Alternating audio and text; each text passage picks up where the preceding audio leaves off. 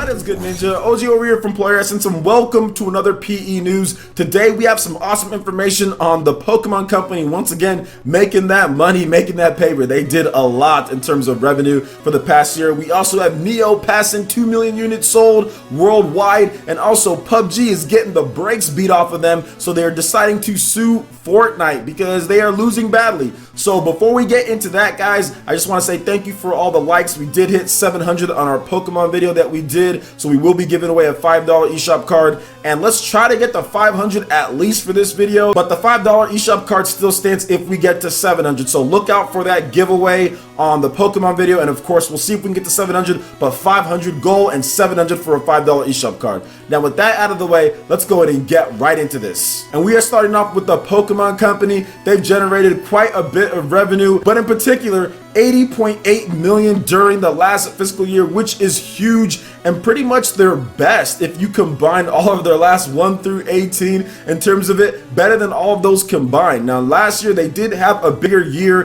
They had over 145 million in net profit, but that's because Pokemon Sun and Moon sold more than Pokemon Ultra Sun and Ultra Moon, which does make sense. So this leads us to the question, what is next for Pokemon? What's going on? What's going to happen with the Nintendo Switch? So here is my thought process on this, my last ones before I feel that something could happen before the end of the month, because that's the rumor.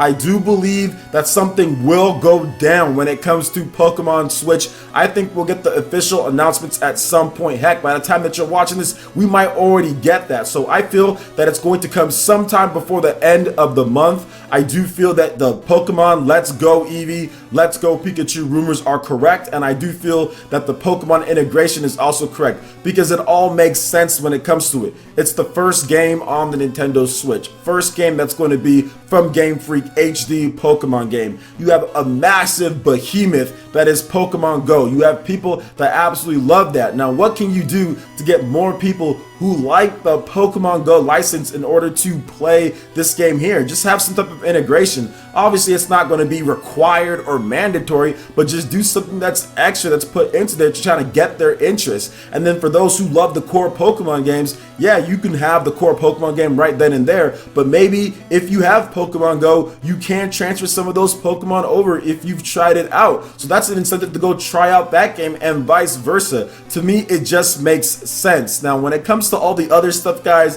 the Pokemon, how much the count is, I'm not even going to get into that, but what I will say is that I am just excited and ready for the next chapter when it comes to Pokemon. I want to be able to take my Pokemon on an adventure, go out there, level up, build up, battle other trainers online. That's what's important to me, being able just to play the game, because I did skip Ultra Sun and Ultra Moon, and I got about halfway through Pokemon Sun and Moon. I just didn't have the time to play the game back when it launched. But now we actually have a system with the Nintendo Switch that literally fits the lifestyle that I've got, literally can be played anywhere that you want, whether it's on the go or on the TV. So I'll be able to play Pokemon whenever I get the opportunity. If I have to be somewhere, doctor's visits, DMV, whatever the case is, I'll be able to have it out to play that. And I've played a lot more games than I'd normally play because of the portable functionality of the Nintendo Switch. So it's going to be really cool to see what they do, some of the other little intricate things, right, when it comes to Pokemon Switch.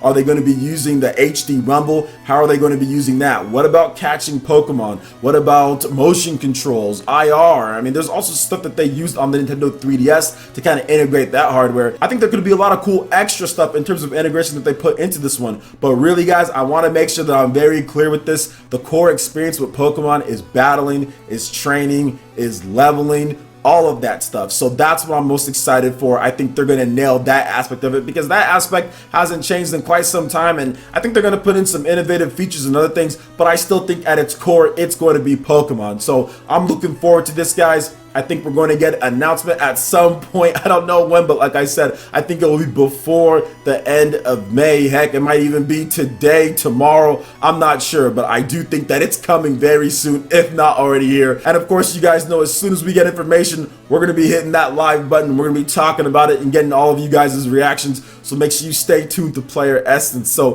what do you guys think about this when it comes to Pokemon? How much they've generated? What are your thoughts about Pokemon Switch? What they're going to announce announced? What do you believe? What do you not believe? Let me know your thoughts in the comment section below. All right, now moving into the next topic here, we have Nioh. Worldwide sales have topped 2 million with over 2 million that defy death. Well, I doubt that. I bet most people didn't even beat the game. But shout outs to the over 2 million people who have actually purchased it. That's really good. That's a really good achievement for this style of game. So worldwide sales for Nioh have surpassed 2 million units. Koei Tecmo has announced Nioh first launched for the PlayStation 4 in February 2017, followed by a PC via Steam in November 2017. 3 expansions were released in the months following the game's initial launch. So shout outs to Koei Tecmo. Obviously they have an exclusive PlayStation 4 deal with Sony, but that's still not bad to have over 2 million unit sales for this style of game. Obviously would have done better if it was released on more platforms, but still very good considering this is a hardcore Dark Souls style of game. A lot of people find it very challenging, but it's also very fun as well. I mean, there's a lot of comparisons that people put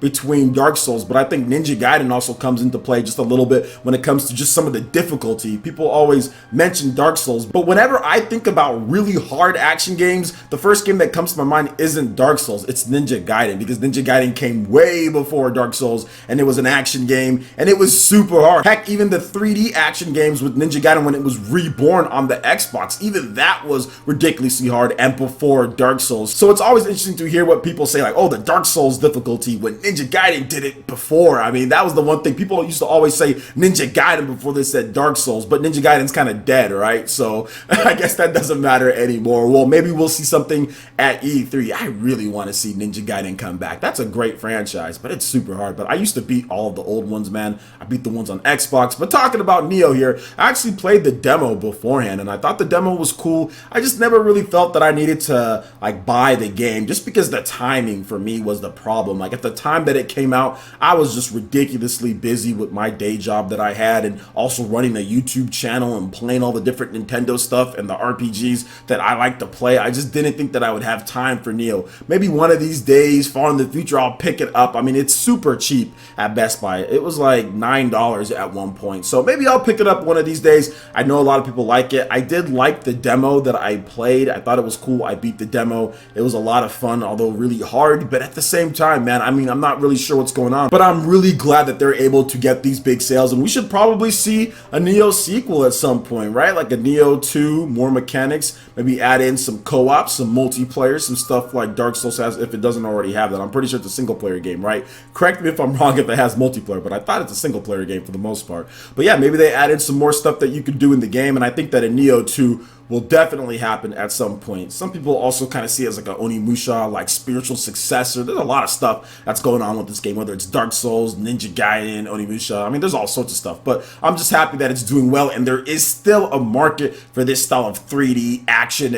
game. So awesome stuff to see here. Were you one of the 2 million plus that have purchased Nioh on the PC or the PlayStation 4? Let me know your thoughts about the game and kind of your thoughts on the sales in the comment section below. All right, and moving to the final topic here, we have a very, very interesting story here, because PUBG, that is PlayerUnknown's Battlegrounds and the Bluehole developer of the game, they are taking US-based firm Epic Games to court over Fortnite's success and saying that they infringed on their copyrights of PlayerUnknown's Battlegrounds. So let's go ahead and get into this article just a bit here. So Korean game developer PUBG, a subsidiary of Bluehole, has filed a copyright violation lawsuit against US-based Epic Games, asking a court to determine whether the latter's Fortnite was copied from the former's PlayerUnknown's Battlegrounds. A PUBG official said Friday that the firm filed an injunction alleging copyright infringement with the Seoul Central District Court against Epic Games Korea.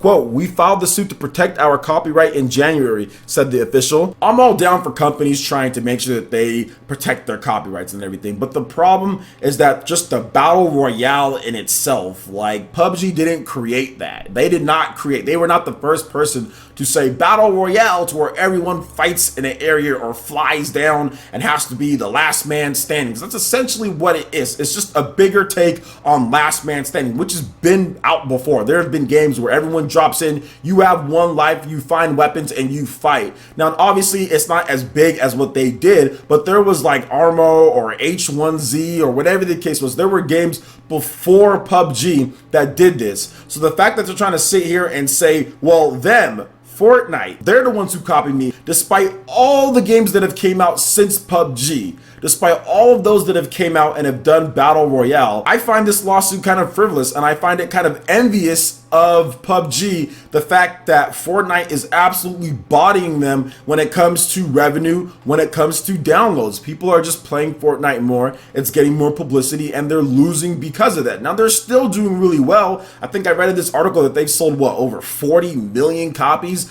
of PUBG, with like 4 million of those being on the Xbox One platform. Pretty good. So they're still making plenty of money, but I think that they're really just kind of salty that this, in terms of Fortnite, has taken the wind out of some of their sales. It's pretty obvious that many people have migrated over to Fortnite because it's a little bit more dynamic, and because PUBG kind of runs like trash. Fortnite runs at 60 frames per second pretty much on every single device outside of mobile. I think that runs at 30 frames per second. PUBG is on less systems. You can only get it on Xbox One, you can get it on mobile, or you can get it on PC. Fortnite is on Xbox One, PS4, mobile, and PC, and it's probably going to be announced for the Nintendo Switch pretty soon here. So what they need to do is this: instead of worrying about someone potentially copying or infringing on your copyright, which they didn't, you should worry about making sure that your game actually runs properly, because even on the Xbox One X, this game has issues. It has lagging issues, it has frame drops, it has all sorts of stuff, bad textures.